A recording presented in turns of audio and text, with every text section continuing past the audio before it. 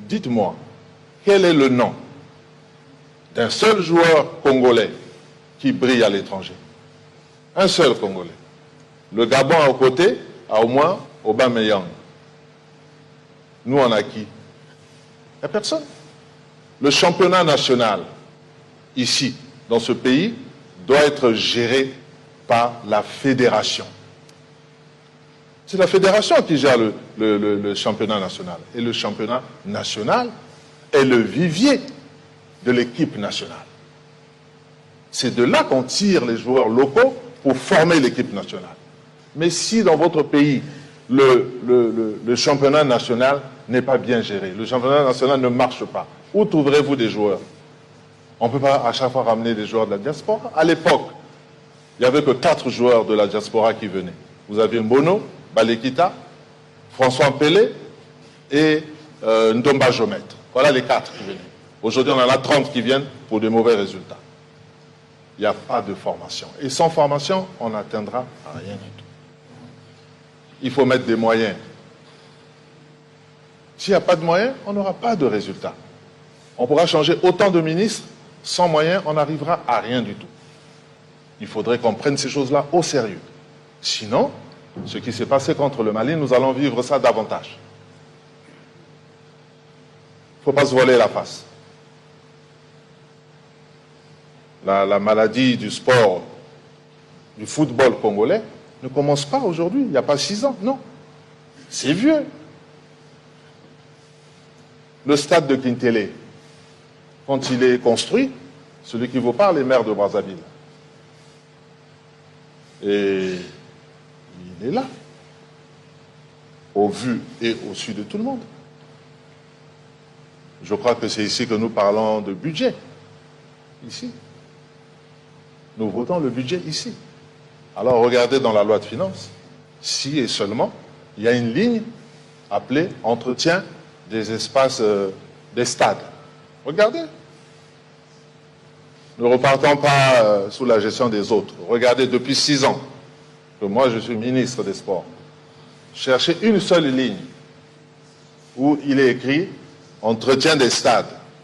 À ce moment, on pose la question au ministre. On dit, monsieur le ministre, mais vous avez l'argent dans le budget, on vous donne l'argent pour... Et pourquoi les stades sont dans cet état? Mais malheureusement, ce n'est pas le cas. Ce n'est pas le cas. Parce qu'aujourd'hui, tous les stades du Congo ne sont plus homologués, sauf le stade Alphonse Massama Deba. L'état d'esprit. Je crois qu'il y a eu un mauvais état d'esprit. Et on a passé notre temps à penser aux choses qui sont extra-football plutôt que de penser au football. C'est pas normal dans un match contre le Maroc qu'il y ait 2 joueurs qui soient à la hauteur, quoi. Et puis après, quand on rentre les nouveaux joueurs, on voit qu'il y a une détermination différente. Ça veut dire que la motivation n'est plus la même.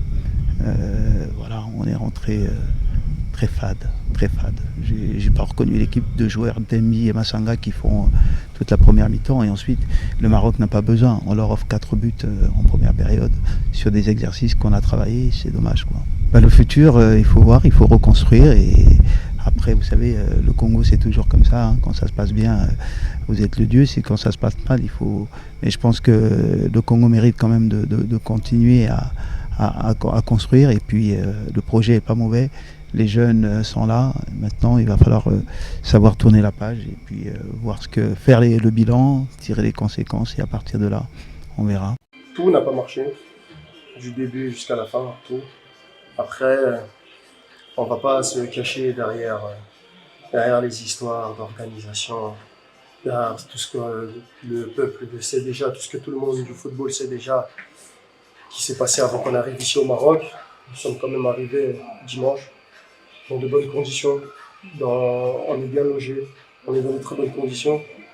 Et aujourd'hui, c'est plusieurs joueurs d'entre nous qui avons failli.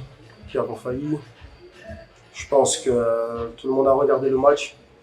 Voilà. Il faut que déjà nous, les joueurs, on se remette aux questions, parce que C'est bien beau de revendiquer des choses, de demander des choses.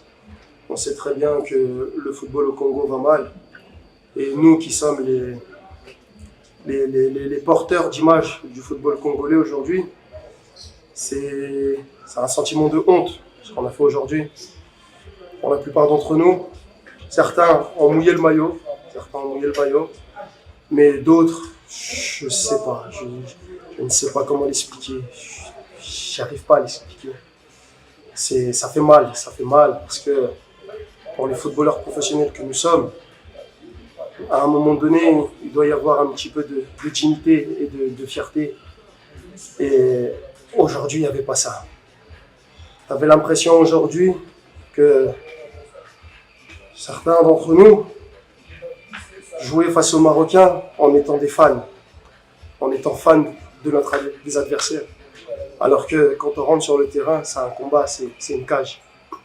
Et aujourd'hui, même si de base, on sait tous que le Maroc est le dernier finaliste de la dernière Coupe du Monde, mais la Zambie les ont regardés droit dans les yeux. Pourquoi pas nous? La FECOFOOT est délégataire d'un service public portant sur l'organisation du football congolais. Et à ce titre, il sert d'organisation technique chargée d'assister ou d'organiser de manière objective le football. Ce qui revient à dire que quand l'État se prononce sur le volet administratif, la Fédération congolaise de football assure le volet technique. Nous avons répondu à toutes les exigences formulées par les joueurs. Avant le match, c'est-à-dire avant notre départ, nous avons constaté quelques réticences.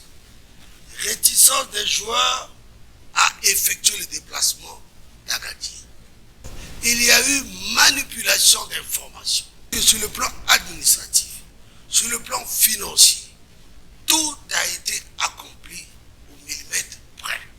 Qu'est-ce qui s'est réellement passé sur le terrain? La gestion émotionnelle était à l'origine de cette débâcle. Nous avons un technicien, notre coach, qui n'est pas de moindre, mais qui est mal entouré. Nous avons procédé aux sélections de joueurs qui n'ont pas un patriotisme avoué. D'où la leçon à tirer est la suivante. Nous prierons le coach de bien vouloir revoir son staff technique.